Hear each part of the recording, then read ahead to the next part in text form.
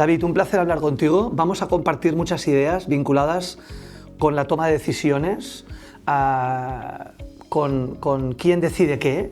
Muchas veces el líder, el ejecutivo decide cosas, pero no todo lo tiene que decidir él. Tú eres vamos a presentarte un poco como es debido, eres el CEO a nivel europeo del grupo Bic. Todo el mundo conoce Bic, es una marca emblemática, bolígrafos, los 4 colores, el Bic cristal, el Bic naranja, todos los Bics posibles, maquinillas de afeitar, encendedores, una empresa de matriz francesa que es una empresa global a nivel mundial. Eres también el actual presidente de Consejo de Administración de la Cámara Francesa en Barcelona. Francia y Barcelona, Francia y Cataluña, Francia y España siempre han tenido muchos vínculos comerciales, empresariales, y eres miembro de la Junta de Net Mentora, que significa estar muy cerca de proyectos, estar muy cerca de futuro. Yo diría que es estar en la avanzadilla de las cosas, ¿no? Por tanto, estás a muchos niveles. Yo creo que podríamos definirte como un hombre inquieto. Eres inquieto porque eres el CEO de una empresa europea, eres el presidente de un consejo de administración de una cámara francesa, que es otra dimensión, y estás cerca del futuro, que es cerca de los nuevos proyectos, ¿no? Como directivo, como CEO, tú siempre has puesto el énfasis, el hincapié en la responsabilidad ética y en la responsabilidad transformadora de un CEO, ¿no? Un CEO es alguien que, más allá de generar unos objetivos económicos, tiene responsabilidades múltiples, ¿no? Todo esto lo has condensado, lo has sintetizado en una obra, en un libro de unas 130 páginas. Por cierto, felicidades, segunda edición de tu libro. El libro se titula Decidiendo en tiempos de paz y de guerra. Decidir, una guía práctica para decidir mejor. Yo creo, David, que es un libro para todos los públicos, como si fuera una película de cine, para todos los públicos, es decir, tanto para gente que está decidiendo en el mundo de la empresa como para cualquier persona que vive su vida en el día a día, ¿no? Es cierto. Decidir es muy importante, decimos muchas cosas cada día, pero si haces un poco de memoria, si haces un poco de flashback en el tiempo, ¿cuál dirías que fue tu primera gran decisión? Ese momento en el que, a partir de entonces, las cosas empezaron a cambiar. Es una pregunta interesante, porque al final las primeras grandes decisiones no las tomas cuando eres muy joven, las tomas cuando tienes cosas que decidir, ¿no? Ajá. Y yo, si miro hacia atrás, en mi historia, mi carrera, pienso que el momento clave es a los 17 años. A los 17 llevo ya 11 jugando a balonmano, la mitad de ellos en el colegio, en la escuela, y la otra mitad en el Barça, en los equipos junior. Que al final lo que quiere decir es que, aunque seas junior, estás jugando a alto nivel, claro, estás participando en competiciones nacionales e internacionales y te estás entrenando para ser jugador de élite. Claro. Es lo que quiere decir estar en un equipo como el Barça. Y a los 17 años tengo un problema con la vista, soy portero, me he de poder poner lentillas, me cuesta, y un portero no puede jugar con gafas, como lo hacen, por ejemplo, en básquet, ¿no? Que llegan a tener por soluciones. Es verdad. Eso es imposible y es muy peligroso. Por tanto, y hay que tomar una decisión. La vida te pone una encrucijada, ¿no? Y lo que hago es dejar el balonmano, entro en ESADE, empiezo los estudios empresariales, la dirección y administración de empresas, y todo esto me lleva a la vida que he traído y me lleva hoy aquí, ¿no? A hablar contigo. Con lo cual, esa es una decisión que cambia. Claro. Hubiera ido hacia otro camino, hubiera tomado otro camino. Ahí cambio de camino y seguramente es la más importante, la primera más importante que tomo. Claro. Oye, todos tomamos muchas decisiones, muchas de ellas son automáticas, yo diría que afortunadamente, porque si todas fueran súper conscientes con un cálculo cartesiano, nos volveríamos locos. Es decir, está muy bien que haya muchas automáticas que son fáciles, que son inercia, ¿no? Pero ¿cómo podemos precisamente destruir muchos automatismos en el mundo de la empresa, especialmente cuando decidimos? ¿Cómo podemos intentar poner conciencia en aquello que decidimos y no decir, bueno, esto ya va solo, que las cosas no vayan solas, ¿no, David? ¿Cómo podemos hacer esto, esta vigilancia, ¿no? Vamos a intentar primero entender las decisiones que tomamos. Hay estudios que cuentan que tomamos 35.000 decisiones cada día. De estas 35.000... Ya me estoy estresando. Por eso te lo digo ahora por la mañana. De esas 35.000, la casi totalidad son automáticas.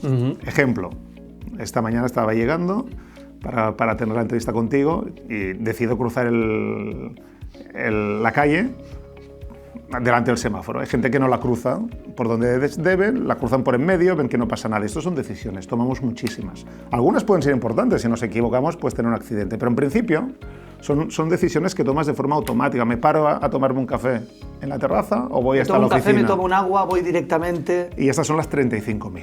Claro. Entonces nosotros, tanto el libro como la pregunta, se refieren no a estas, sino a esas decisiones que son más, por poner un ejemplo, en el mundo empresarial, ¿no? Con tu equipo o con la empresa. Hay que invertir aquí, no hay que invertir aquí, hay que abrir una nueva línea estratégica o no. Cualquier decisión en la que necesite una reflexión, ¿no? Hay libros interesantes, el Thinking Fast, Thinking Slow, ¿no? Hay libros donde te están hablando de esas decisiones que se toman de forma automática y naturalmente, y otras que hay que pensar. Entonces, si nos centramos en estas, para poder dejar los automatismos y poner reflexión, la primera pregunta que uno ha de hacerse es cuáles son las decisiones importantes y cuáles son las decisiones urgentes. Y en función de estos criterios, pues empezar a ver quién ha de tomar esa decisión. Hay una confusión ahí, ¿no? Hay una gran confusión porque muchas veces la urgencia en las empresas hay una jerarquía, ¿no? Y la urgencia normalmente la deciden los de arriba. Pues cuando algo es urgente para tu jefe, es urgente para ti. Es lo que ellos consideran que es urgente. Exacto. Y es urgente para toda tu organización. Y a lo mejor no es importante. Claro. Pero todo el mundo está trabajando, incluso tú mismo. ¿Por qué? Porque alguien lo ha hecho urgente. Entonces, la primera separación es qué es urgente, qué es importante, ¿no? Y a partir de ahí decidir cómo estructuras el proceso. Si es poco importante, pues el proceso es más ligero, ¿no? Más rápido. Si es importante, pues tomas más tiempo, hay más personas que contribuyen, etcétera, etcétera. Los procesos cambian. Con lo cual, la primera conciencia, ¿no?, de ese automatismo es las decisiones que se toman de forma casi automáticas, las que no, y en las que no empecemos a clasificarlas. La clasificación nos ayuda a poner los medios, el tiempo y la pasión, ¿no?, para poder solucionarlas, para llegar a una decisión final. Por tanto, hay decisiones que requieren 5 minutos y hay decisiones que requieren horas o días, ¿no? Y si te equivocas, lo que haces es invertir donde no toca. Exacto. Y al final el tiempo es limitado y hay un coste de oportunidad. Claro. Cuando estás pensando, voy a poner un ejemplo, sí. Alguien te pregunta en un país pequeño para ti, ¿no?, en un país nórdico, ¿cuántos bolis vendes de un modelo específico, ¿no?, el round stick? Bueno, pues ese boli o el cristal. Pues el cristal es importante, pero hay otros que lo son menos. Entonces, saber tener conciencia de ese número es poco importante, pero para alguien es muy urgente y te lo piden, ¿no? Entonces, eso tú no te has de ocupar de ello. Si te ocupas del tema no te estás ocupando de cosas más importantes, con lo cual luego eso se va a ver en los números y en los resultados de la empresa. Si tú te estás dedicando y toda tu organización se dedica a cosas que no son tan importantes. Has perdido una oportunidad de generar cosas realmente importantes. Sí, porque la gente ha de dormir, ha de descansar, con lo cual las horas que podemos dedicar a nuestro trabajo es limitada y lo que hay que hacer es usarlas bien. Genial. Oye, también es complicado, David, y en tu libro hablas de ello, saber qué es lo que vamos a decir nosotros como líderes, como jefes de un equipo, y qué es lo que vamos a hacer que decidan los demás. Por tanto, el delegar decisiones, ¿no? ¿Cómo podemos discernir esto? ¿Qué nos toca y qué toca a los demás? ¿Qué nos quedamos y a quién le pasamos la pelota, ¿no? Yo pienso empezaría por los perfiles psicológicos, ¿no? Al final el líder es una persona, o somos personas que somos diferentes, ¿no? Para llegar a ciertas posiciones debes ser diferente. Eres más egoísta o más narcisista puedes poner muchos adjetivos. Y eso lo que quiere decir es que el líder quiere decidir. Y el líder piensa que ha de ser útil a la empresa y para ser útil pues lo que hace es muchas cosas a veces que no hace falta. Entonces el problema es primero ser consciente de ello, ¿no? ¿Tú ahí para qué estás? Si estás para obtener buenos resultados, no hace falta que decidas todo tú. El líder no experto, no estoy hablando de un líder de un departamento muy concreto, cuanto más subimos es un líder generalista. Claro. Por definición, si yo no soy experto, tengo otros expertos que teóricamente pueden decidir mejor en los campos en los que tienen conocimiento. Yo lo que me he de asegurar, ¿no?, y el líder se ha de asegurar de que haya una coherencia global entre la estrategia y las decisiones que se toman. Pero eso no hace falta que decidas todo tú. Claro. Entonces, el primer tema es un tema interno, personal, ¿no? ¿Es ese tema, esa cuestión, debo decidir yo? ¿O hay personas que pueden hacerlo? Eso es lo primero. Luego hay una razón para que sean otras, y es que si dejas a los demás, a tu equipo, que decidan, lo que estás haciendo es darles oportunidades de aportar valor. Les haces crecer. Decidiendo aprenden. Y generas liderazgos también, ¿no? De alguna manera. Generas liderazgos y generas lealtad. Claro. Porque muchas veces la gente dice es que se ha ido por el salario, ¿no? La gente no se va por el salario, la gente se va por su jefe. Sí. Si no tienes un jefe que te motiva, por la relación humana, ¿no? Al final. Por la relación y por lo que te permite a ti crecer y subir y desarrollarte. Entonces, dar ese margen para decidir es muy importante. Si no lo haces, al final lo que haces es tu equipo es muy dependiente de ti. Entonces, yo pienso que esa parte hay que integrarla dentro del pensamiento decido yo, decide otro, ¿por qué? Yo lo que daría como regla o como consejo sería que intentes siempre que la decisión se tome lo más abajo posible de la organización. Que si bajas ya un peldaño más es posible que haya un error o que no se haga bien porque la persona no tiene las capacidades y le va a costar. O sea, muy cerca de la realidad concreta. Sí, porque cuando estás... O sea, muy a nivel táctico. Sí, hay muchas... Hasta la táctica y la estrategia, ¿no? Hay tres tipos de decisiones para mí. Una es la operacional, que es la hierba, ¿no? Hay el nivel táctico, que es el árbol, y hay el nivel estratégico, que es el bosque. Claro. Entonces, en función es verdad que si hay una decisión muy estratégica, no la vas a poner muy abajo en la organización. Pero si hablamos de decisiones tácticas y operacionales, ponlas lo más abajo que puedas. ¿Por qué? Porque cuanto más subes en la pirámide, más lejos estás de la realidad. Claro. Y tú piensas que conoces la realidad, pero eso no es verdad. Tú conoces lo que te cuentan, ¿no? Claro. Entonces, ponlo ahí donde lo que haces es dar responsabilidad a la persona, le das autonomía. Responsabilidad quiere decir también que esperarás el resultado, ¿no? Y yo pienso que eso me ha funcionado a lo largo de mi carrera y es el consejo que daría. Oye, en tu libro Decidiendo, David, hablas de muchas cosas y hay una cuestión que siempre sobrevuela todo, y es que si un líder, si un CEO, si un responsable de personas, de equipos, es capaz de ayudar o de enseñar, la palabra sería enseñar, a los demás a decidir bien. Es decir, tú tienes una carrera profesional de éxito porque, bueno, has decidido bien y tal, y tú eres capaz de enseñar a los demás a decidir bien. ¿Esto se puede hacer? Puedes ayudarles. Para mí hay dos vectores. Uno es la experiencia. Cuanto más experiencia tienes, acumulas más esa capacidad de resolver problemas más complejos y eso te permite subir y asumir roles de más responsabilidad. Pero esto es con el tiempo. Y esto no lo puedes...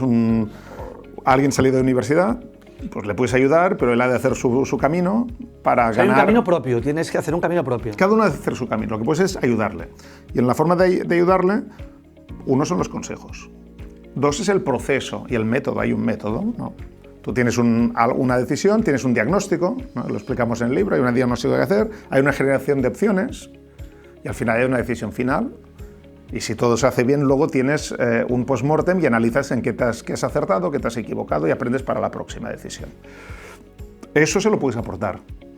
Puedes hacer reflexiones. La metodología, ¿no? Exacto. Puedes aportar también esa sensación de todo lo que influye en ese proceso que es lógico. Porque ahora he estado explicando un proceso lógico. Claro. Pero la toma de decisión no es siempre lógica. Exacto. Hay elementos emocionales. Totalmente. Hay sesgos. Totalmente. Tú puedes ver que hay alguien que en una reunión se está excitando y que la forma de pensar está influenciada por sentimientos que tiene. Eso lo puedes ver, porque como te han pasado muchas veces, tanto a ti como a directivos, pues lo ves en otro. Y le puedes ayudar. Y por tanto reconoces cosas, ¿no? Dices, esto ya lo he visto, ¿no? Y puedes decirle, mira, el otro día tú me estabas contando esto, pero estabas enfadado. Cómo ese enfado hace que quizá no veas una parte de la decisión que es muy importante que tú la has dejado de lado. Entonces, eso, para mí, cómo ayudas es, dejas que crezcan, dejas que se equivoquen, sobre todo para temas que no tengan mucho impacto para la empresa, que puedan ver y puedan aprender. Que haya un poco de red, es como un salto no mortal, sino un salto con red, ¿no? Sí, y si van al salto mortal les paras y dices, no estoy de acuerdo con esto, vigila, porque esto no... Y luego lo que hay que hacer es el método y es de cómo creas equipos en los que unos lo que hagan es balancear a los otros, ¿no? Al final esa persona que es joven y que ha de tomar una decisión, siempre la puedes enviar a que discuta con determinadas personas. Esto es lo que tú puedes hacer para que los líderes de mañana pues vayan haciendo el camino pues, que uno empezó hace 25 años. Y explicarle lo que a uno le ha pasado a otra persona, es decir, oye, yo me equivoqué aquí, o yo acerté esto, ¿esto sirve? Es decir, la experiencia de uno concreta sirve a otro para su experiencia concreta. Sirve, pero hay que tener mucho cuidado. Claro. Porque si tú lo que haces a través de esto es querer darle la solución, claro, te puedes equivocar de solución y lo que estás haciendo es direccionando. Y otra cosa es, en vez de direccionar, es abrir. Yo te voy a dar dos ejemplos diferentes. Sí. Cuando me pasó esto, hice esto y este fue el resultado.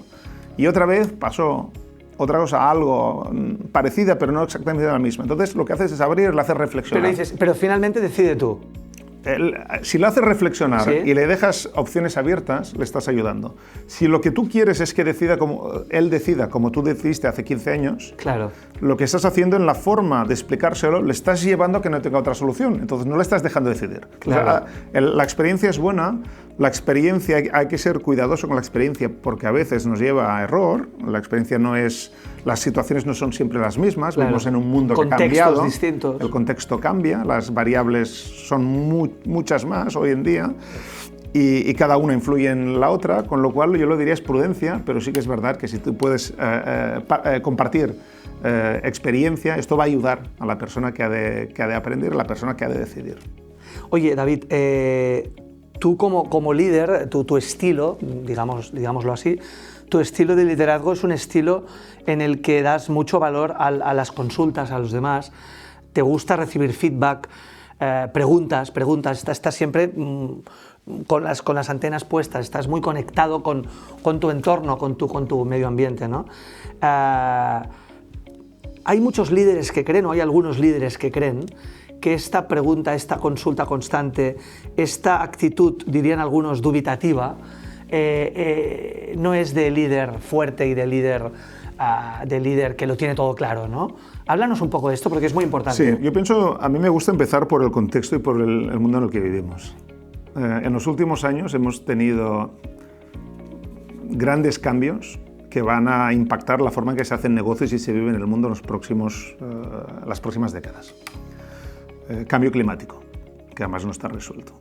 Esto va a cambiar la forma en que muchas empresas trabajan, claro, porque te vas a encontrar con un río que no va a tener agua, que era en el que tú ponías los productos que se lo llevaban para exportar o para distribuir en otros... O sea, aquello con lo que contabas, un río, ya no está. Y este es un ejemplo, pero podemos encontrar muchos. Cambio climático, que va a hacer un cambio en el mix energético en el que ya estamos viviendo, que además se acelera con una guerra geopolítica que lo que ha hecho es acelerar también el nuevo orden mundial que se está estableciendo, claro, que sabremos un poco más en los próximos meses, próximos años. Tienes un cambio geopolítico que va a generar también barreras comerciales que aún no conocemos.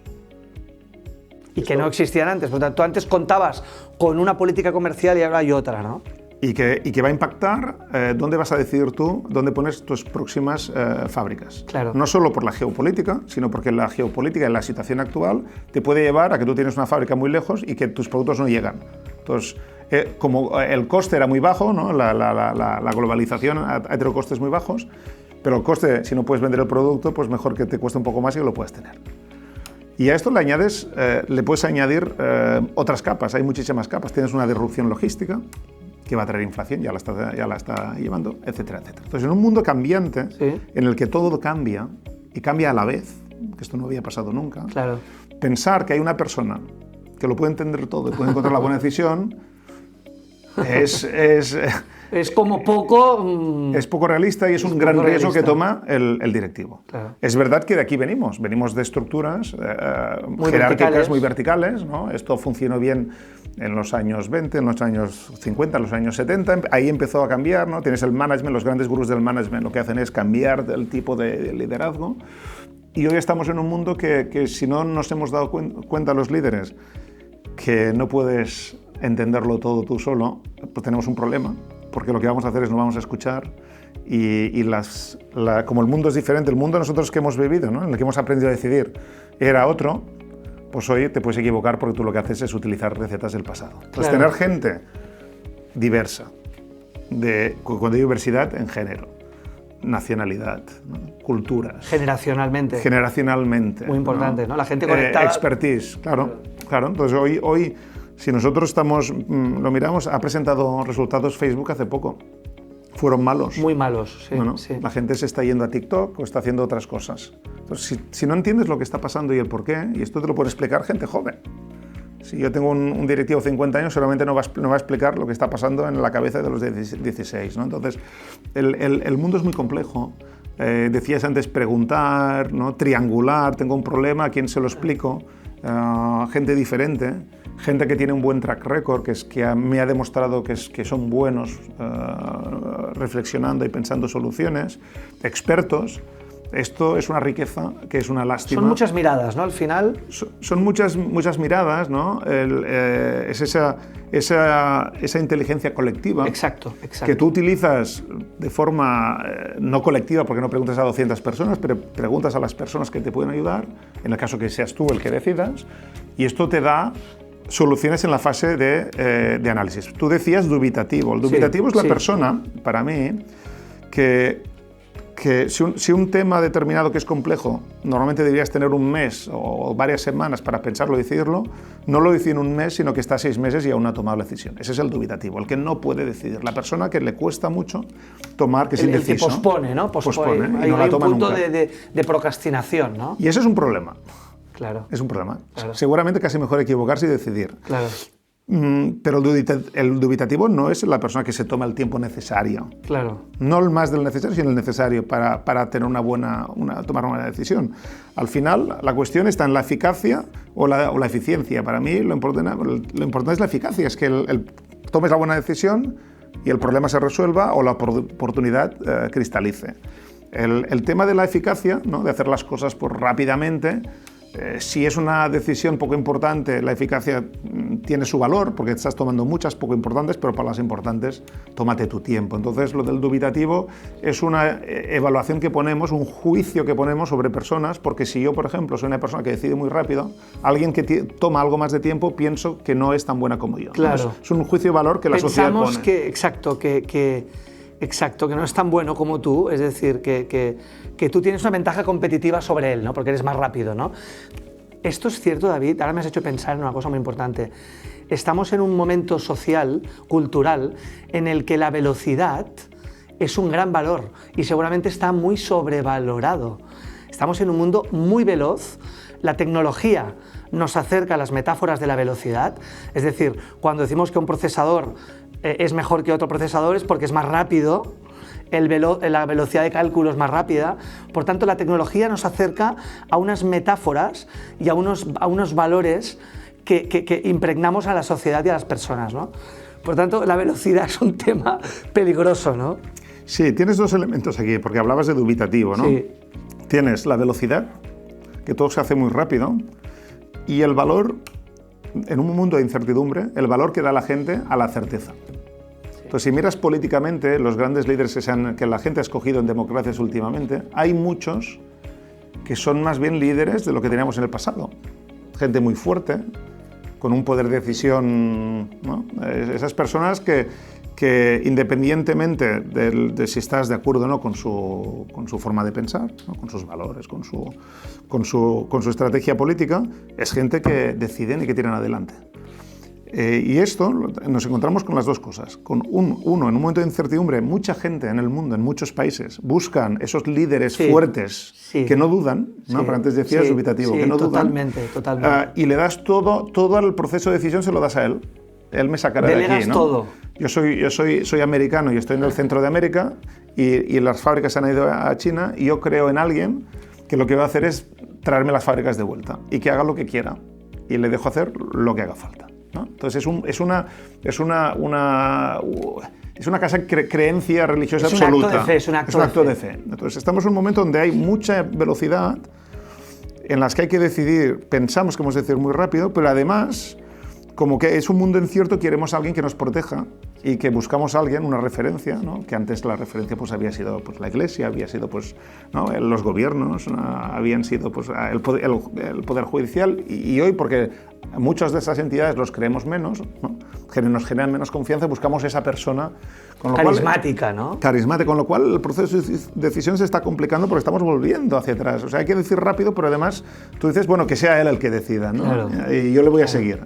Y es un proceso que hemos de estar atentos porque esto puede cambiar no solo la geopolítica, sino las decisiones económicas que Totalmente. se van a tomar en los próximos años. Y añadiría una cosa que me has hecho pensar, y es que en un mundo de gran complejidad buscamos soluciones simples, porque la complejidad es difícil de entenderla.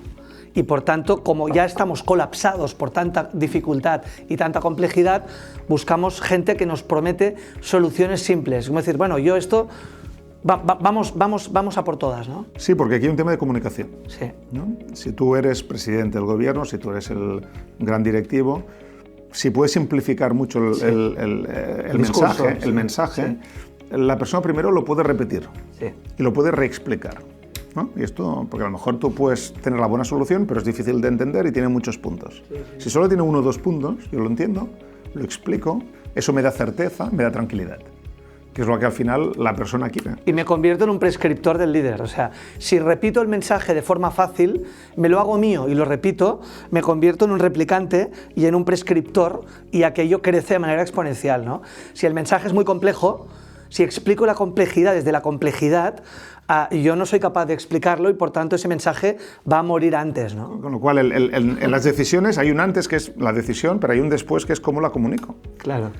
La comunico de forma que la gente me siga, claro, que crean que es la solución y me sigan. Y ahí en un mundo con mucha información que nos llega de todos sitios, ¿no? Tenemos muchos estímulos que nos llegan de todos sitios, pues esa claridad, y no solo claridad, sino que sea en línea con lo que la otra persona piensa, ¿no? Que en eso es el arte de la política, es muy importante. Se ha convertido, la comunicación de las decisiones se ha convertido en algo clave, que todo líder debe controlar y dominar. Debe dominar. Dominar. Es un arte. Es un arte, es un arte.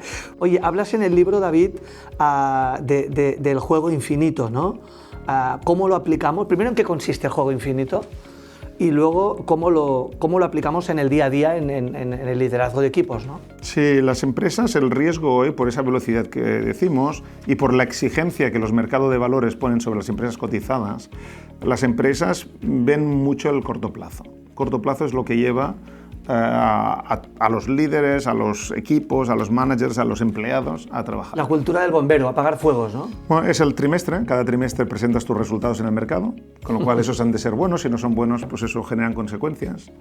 Y esto es uno. Y luego también, cuando el mercado lo que busca es eso, ¿no? el resultado y esa confianza generada por los resultados, el problema que tienes es que los incentivos de los empleados también están muy centrados en el corto plazo. Claro. Con lo cual estás alineando intereses a todos los niveles de la organización. Eso, el riesgo en las empresas es que al final se tomen decisiones cortoplacistas que no sean las mejores en el largo plazo. Claro. Que es el hard right o el easy wrong, ¿no? A veces hay cosas duras, decisiones duras que hay que tomar para largo plazo, pero muchas veces lo que hacemos es tomar las fáciles, que son las que me ayudan a continuar tirando en el corto. Y por eso el juego infinito, la idea del juego infinito es pensar que las empresas, tu trabajo está para que esa empresa de aquí a 70 años continúe trabajando, 50, 100. Largo plazo, mi larga mirada. Hasta siempre. Eso no pasa, porque las empresas acaban un día convirtiéndose, fusionándose o muriendo. Pero al menos tu objetivo debería ser ese, ¿no? Y dentro de las decisiones que se toman, muchas de ellas debes considerar el impacto a largo plazo de lo que estás tomando. Y en el juego, la lógica del juego infinito es pensar, muy bien, si esta empresa debería estar aquí de aquí a 70 años, lo que estoy haciendo yo ayuda. Exacto, ¿esto va a ayudar al futuro o esto es cortoplacista, ¿no? Y es difícil porque los incentivos, la presión, todo va a hacer que el largo plazo tiene un valor relativo en la empresa, porque lo que hay que hacer es sacar el año, lo que hay que hacer es el año que viene una recesión, es sacar la recesión y luego vemos. Qué bueno. Oye, para acabar, David, hablamos de tecnología, hablamos de innovación, hablamos de este binomio peligroso, complejo de máquina-persona, tecnología-ser humano, y hablamos de la inteligencia artificial, ¿no? ¿Crees que en un futuro más o menos cercano, la inteligencia artificial nos va a ayudar a tomar decisiones? Ya nos está ayudando, pero la pregunta es, ¿va a decidir por nosotros? Es decir, ¿el ser humano se va a convertir en algo que está en un plano inferior porque el que sabe, el que controla, el que domina es la gran inteligencia artificial, es la gran tecnología? Responder esta pregunta tiene una dificultad que es la siguiente. Cuando hemos visto la exponencialidad del crecimiento de la potencia de los chips, ¿no? La ley de Moore, ¿no? Nos hemos dado cuenta cómo el mundo ha cambiado gracias a esa capacidad que tiene el hombre, que es de poner cada vez muchos más chips en un centímetro, en un milímetro. Y eso lo que nos da es capacidad de computación, ¿no? y de tomar muchas decisiones que hace 15 o 20 años una máquina no podía tomar. Decisiones, análisis, etc. Entonces, hacer predicciones es muy peligroso. Claro. Porque lo que va a pasar de aquí 10, 20, 30 años, nuestro cerebro seguramente es poco capaz, ¿no? de anticiparlo. Pero yo te diré lo que va a ser un poco más sensing, ¿no? Que es lo que a mí me parece. Lo que intuición, a ti te parece, y según tu experiencia, ¿por dónde crees que puede ir, ¿no? Lo que me parece es lo siguiente, es que las máquinas, cuando tienen un pasado y ese pasado explica el futuro, ¿sí? Cuando tú puedes convertir información en algoritmos... Lo predictivo. Sí, lo conviertes en algoritmos y hace que la máquina, con toda esa información, te pueda dar lo que pasa mañana, ¿no? Eso es un tema de programar a la máquina. Un ejemplo, el cáncer. Pues una máquina, si tiene 1 millón de fotos en las que le dices cuál tiene cáncer y cuál no, fotos antes de que se haya hecho una operación y el doctor haya tenido que decidir, seguramente esa máquina va a decidir con una precisión mucho más grande que un doctor. Con más información. Porque ha visto 1 millón de fotos que no hay ningún doctor en el mundo que haya visto, claro, de un cáncer de colon. Entonces, o un cáncer del que sea. Yo pongo el ejemplo sin saber porque no es lo mío, ¿no? Pero es por poner un ejemplo. Entonces, en este tipo de decisiones, las máquinas ya están muy avanzadas y pueden ser un predictor mucho mejor, pues, que gente con experiencia, ¿no? Pero claro, esto es un mundo poco complejo. Esto es una solución sobre un problema poco complejo, que es una foto. Muy específico, ¿no? Los coches les puedes enseñar lo que es una moto, que es una bicicleta, y a base de enviarles fotos. Entonces, cuando el coche autónomo sabe lo que es bicicletas y motos, pues los esquiva porque entiende lo que es, ¿no? Y eso hay que esquivarlo, hay que frenar, etc. Pero aquí estamos hablando de decisiones que muchas veces requieren entender la geopolítica, requieren entender la psicología humana. La psicología humana, la persona que tendrás delante. Empatía. Empatía, estás en una compra de money, ¿no? Y hay que hablar con el propietario y hay que convencerle. Pues, y la decisión es ¿qué hago? ¿Le presento esto? ¿Se lo presento así? ¿O qué es lo que va a ser importante para él? Entonces, todo lo que se necesita creatividad, pensamiento profundo, entendiendo muchas variables juntas, variables que no son cuantificables, la máquina está muy lejos de hacerlo.